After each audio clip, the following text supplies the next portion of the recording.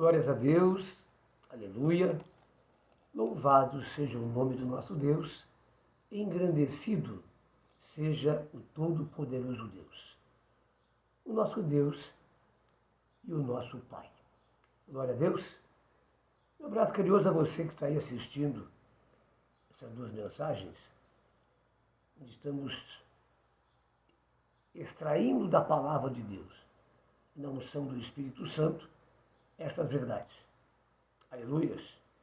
Palavra de vida eterna. Pastor Francisco Lucas, Igreja Cristã, Comunidade Cristo Reino. Telefone 981-1675-02. Deus te abençoe poderosamente. Amém? Muito bem, queridos. Nós terminamos a outra mensagem sobre a questão de Jesus, ele declarar que nós somos a luz do mundo. Que a vossa luz brilhe entre os homens. E assim glorifique o Pai que está no céu através de vossas obras. Glória a Deus. Bem, a pergunta é, como ser luz do mundo se nós declaramos que somos pecadores? E pecador significa derrota. Derrotados do pecado, consequentemente Satanás. Então como é que vai ser essa luz? Pois é a presença de nós, de Deus em nós, aliás, e a sua obra, e o seu fruto, e as suas obras, que vão estar revelando, mostrando a existência de Deus. Ninguém pode ver a Deus, mas através de nós, eles são atraídos, não é, ao governo de Deus, que é a igreja do Senhor Jesus nessa terra. Não se pode esconder, não é? Que brilhe a vossa... Mas eu digo assim, não olhe para mim. Olhe para Jesus. Que coisa. Parece algo tremendo. Assim? Não, as pessoas têm que olhar para mim e ver Jesus em mim. E Paulo não se vergonha disso e dizer não. Olhe para a minha vida e vê como eu tenho andado e agradado a Jesus. Não sou mais eu quem vivo. Cristo é que vive em mim. Olha só. Que coisa tremenda, maravilhosa. Amém, amados? Agora, como ser luz? Então, está tudo errado. Aleluia. Eu fiz uma pergunta na igreja e uma pessoa me respondeu: quem somos nós em Cristo? Nós somos pecadores justificados por crer em Jesus. Quer dizer, onde está o problema? Nós somos santos de Deus? Agora veja bem, eu quero colocar aí, antes de ler Romanos 6, você pode abrir aí, se você quiser, essa questão da palavra de Deus, muito séria. Aleluias. E vamos ver depois Mateus, aliás, Romanos, desculpe. Algumas passagens bíblicas que vão mostrar isso. Então, de que maneira que eu vou brilhar, querido? Aleluias. As pessoas precisam ver Jesus em mim. E é isso que Jesus fala, que a vossa luz brilhe entre os homens. Glorifique a Deus. Aleluias. Tudo bem? Muito bem, meus amados. Falando nisso, e com esses dois exemplos, eu quero entrar de novo na passagem anterior, onde Jesus declara em João capítulo 7, meu Deus, ou 8, 34 em diante. Ali deixa bem claro que o homem é escravo do pecado. Mas se o Filho, quem é o Filho? Jesus, o libertar, verdadeiramente ele será livre. Não há meio termo. Amém? E qualquer justificativa, vamos lá, em Gálatas capítulo 5 da palavra de Deus, aliás 6, é 5, onde ele diz ali, queridos, uma coisa importantíssima, que aquele que está no Espírito, ele jamais vai satisfazer a vontade da carne. E você grave isso. Aquele que está no Espírito jamais satisfaz a vontade da carne. E Cristo declara que nele somos mais que vencedores, que somos libertos completamente de todo o poder do pecado e de Satanás. Então você vê, amado, a palavra é que ela contradiz aquilo que nós temos confessado, tudo errado. Aleluia. Mais uma vez, Romanos 6,14. Ele nos libertou do poder da lei e do pecado. Então, como é que eu posso confessar outra coisa diferente disso? Muito bem. Então, vamos lá para Romanos capítulo 6, da palavra de Deus. E veja só a mensagem de Paulo. Tanta deturpação disso. Mas vamos ver agora o que diz a palavra, entendeu? Porque às vezes tu fica até alucinado com aquelas coisas que a gente ouve. Pior do que isso, o operar de Satanás da mentira, do engano, para conduzir pessoas à derrota, quando ele é mais que vitorioso em Cristo Jesus. Veja bem, que diremos, pois? Permaneceremos no pecado para que seja a graça mais abundante? Olha só a resposta. De modo nenhum. Como viveremos ainda no pecado? Nós, que para ele morremos. Eu digo mais uma vez, a palavra diz isso, mas eu tenho proclamado o contrário, eu tenho confessado o contrário. Seguindo o texto. Porque se fomos unidos com ele na semelhança da sua morte, porque se fomos unidos com ele na semelhança da sua morte, veja bem, certamente o seremos também na semelhança da sua ressurreição. Como é que Cristo ressuscitou? Pois é, seremos que nem ele. O que está errado nesse negócio aí? Tem coisa diferente que eu ouvi, não sei, eu vi diferente isso. Por que o Espírito de Deus, que habitava em Jesus, também habita em mim? Para que eu possa cumprir a palavra de Deus, e ser uma luz, e ser um instrumento, e ser um exemplo, veja, de espiritualidade, de santidade.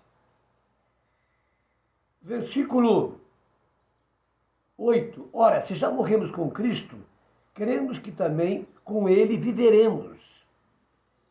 E eu falo na outra fita, mensagem que eu gravei, sobre isso aqui.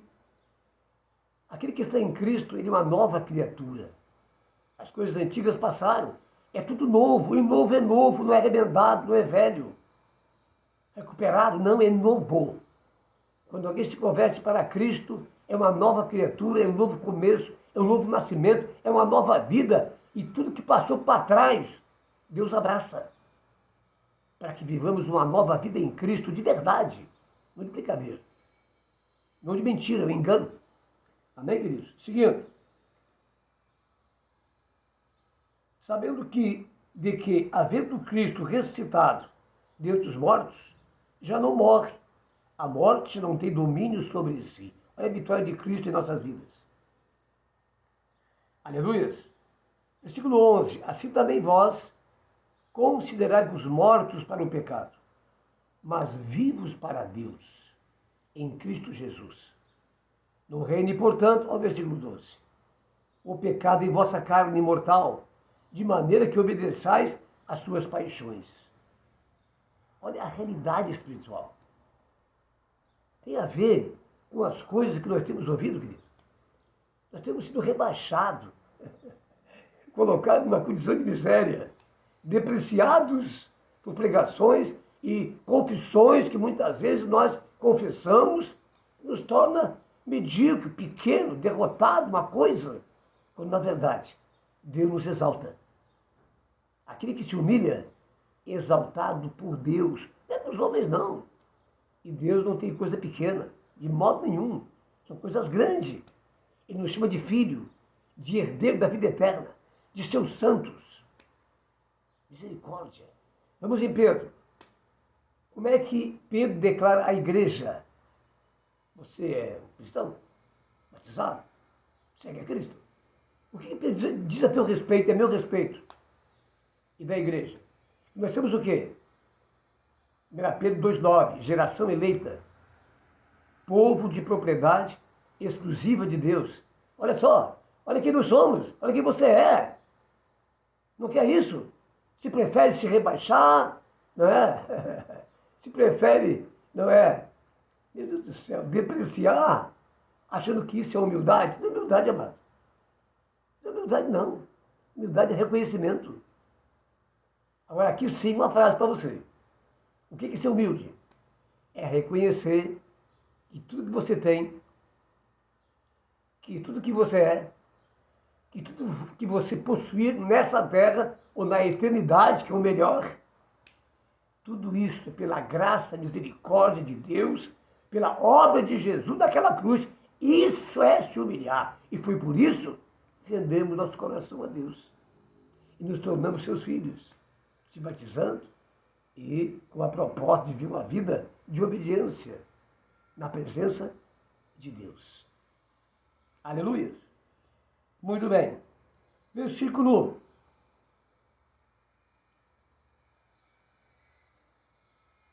13. Nem ofereçais cada um os vossos membros do seu corpo ao pecado, como instrumento de iniquidade, mas oferecei-vos a Deus como ressurreto dentre os mortos, e os vossos membros a Deus como instrumento de justiça. Olha só. Olha a grandeza disso. O plano de Deus para mim e para você, como igreja, como seus filhos, nessa terra ainda. Nós estamos aqui para cumprir uma missão. A igreja está em missão. Parece que 90% não entendeu isso ainda. Veja, como ressurreto dentre os mortos.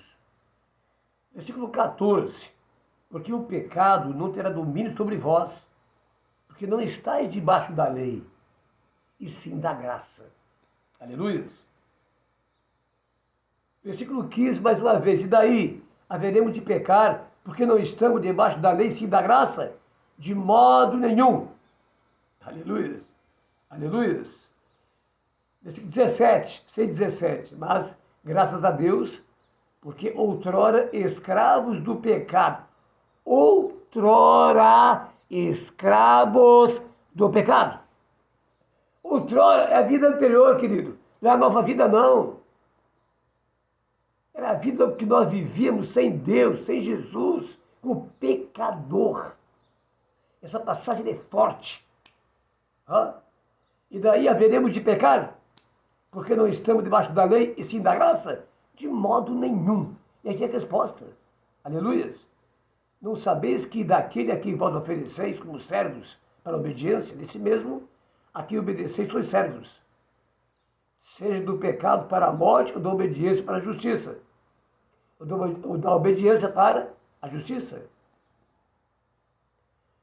Versículo 17, então, guarda no teu coração. É para você. Mas graças a Deus, porque outrora é antes.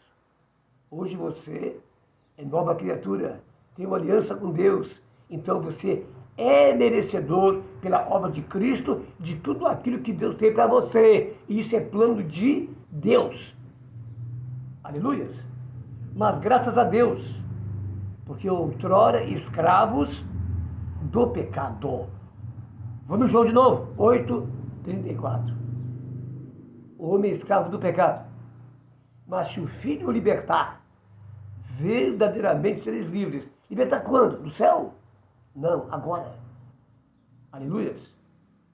Você é livre, querido, para viver uma vida abençoada na presença de Deus. Quebra isso na tua vida. Toma posse da palavra de Deus. Aleluia. Mas graças a Deus, porque outrora escravos do pecado. Quando outrora, vou incomodar um bocado aqui. Contudo, viestes a obedecer de coração a forma de doutrina a que fosses entregue. Essa doutrina é a palavra de Deus. É a teologia, A, B, C, D, vai até Z quase. Não, aqui ó.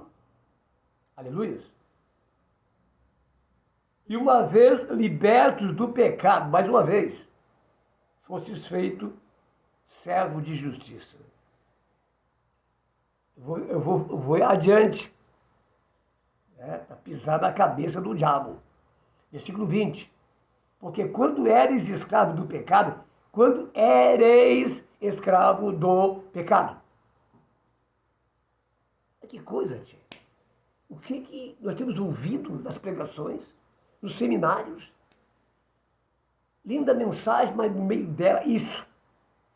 O veneno, a derrota, a maldição. Claro que sim. Agora veja, porque quando eres, sempre é no passado, não no futuro. O futuro é a nova vida, querido. Que coisa muito séria isso. Porque quando eres escravo do pecado, estavam isentos em relação à justiça. Naquele tempo, que resultado colhestes? Somente as coisas que agora vos envergonhais, porque o fim delas é morte. Agora, porém, libertados de novo do pecado, transformados em servos de Deus, tende o vosso fruto para a santificação e, por fim, a vida eterna. Até quando eu tenho que ouvir liberto do pecado? Desculpe dizer assim. Mas eu estou aqui externando a preocupação com a alma das pessoas e a sua salvação. Aleluia. Isso é muito sério, meu amado. Isso é muito sério. Que você possa receber essa palavra no teu coração e tomar uma atitude. Digo mais uma vez, a Bíblia tem mostrado algo. Ela tem confessado algo para a minha vida. E eu tenho destruído isso confessando o contrário. Diante de quê? De uma humildade mentirosa, sabe?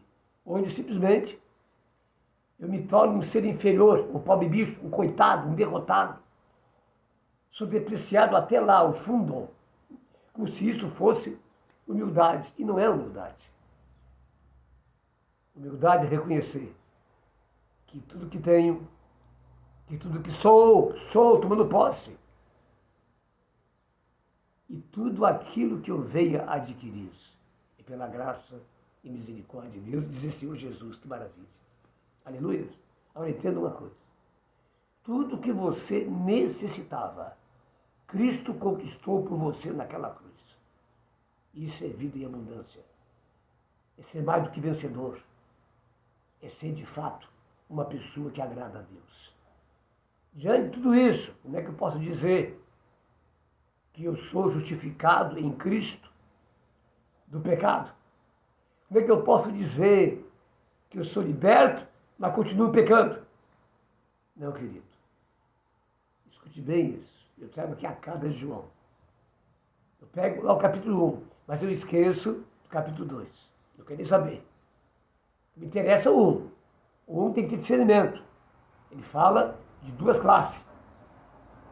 Amém, amados? E faz ilusão aquilo que a gente ouve muitas vezes. Eu sou bom, eu não tenho errado. Para que eu quero Jesus? É isso aí que está falando. E o outro lado somos nós. Mas numa dimensão diferente. Ó, então o capítulo 2 ele traz clareza. Olha o que ele diz. Filhinhos, você que está lá no 1, olha só, filhinhos, essas coisas eu vos falo, para que não pequeis. Essas coisas eu vos falo para que não pequeis. Todavia é um acidente. Mas uma vez, é um relaxamento espiritual. É a bobeira da gente. Amém, amados? E pode acontecer. Mas se pecares, temos advogado junto ao Pai justo. E esse arrependimento, essa restauração da justiça não é de qualquer maneira, não. Amém, queridos? Aí já é outra palavra. Isso é algo muito sério, não é de qualquer jeito, não. Tem que haver uma proposta. Aquele que se arrepende, confessa e deixa. Então a coisa é muito mais séria. E deixa. Amém? Mas estamos aqui falando de vida em abundância, vida de verdade, desmascarando a mentira e pisando em cima dessa semente de Satanás que foi introduzida. Sinta-se aquilo que você é. Sinta-se como Deus te vê. Você é amado de Deus dessa aliança, precioso de Deus. E Deus tem tudo aquilo que é dele para você. Deus te abençoe em nome de Jesus. Pai Santo, eu oro por essa mensagem que eu creio e tenho que crer porque é a tua palavra, Senhor. Mas eu também intercedo para essa pessoa que está ouvindo, Senhor, para que ela venha confessar a partir daí a palavra de Deus, assim como ela é. Porque a vida e a morte estão na nossa boca. E, portanto, temos que confessar a palavra de Deus. Não é mentira, não é engano teológico, mas a palavra de Deus. Que haja essa intimidade da palavra, do Espírito Santo e da vida do meu irmão, para que ele venha ali, na intimidade, receber o Espírito Santo, a revelação. No capítulo 14 está escrito que ele viria, aleluia, para nos convencer. Capítulo 16, do pecado, da justiça e do juízo. 14 diz o quê? Que ele estaria conosco, que nos guiaria, nos convenceria, nos revelaria. Ele é o nosso guia. Portanto, aleluia, que essa realidade seja cabalmente na vida dos meus irmãos, em nome de Jesus. E assim eu profetizo vitória na vida deles, uma espiritualidade autêntica, sabedoria, convencimento. O Espírito Santo está dando revelação com relação a essa mensagem. Deus te abençoe, meu amado. Em nome de Jesus. Fica na paz e descubra alguma coisa. Até lá.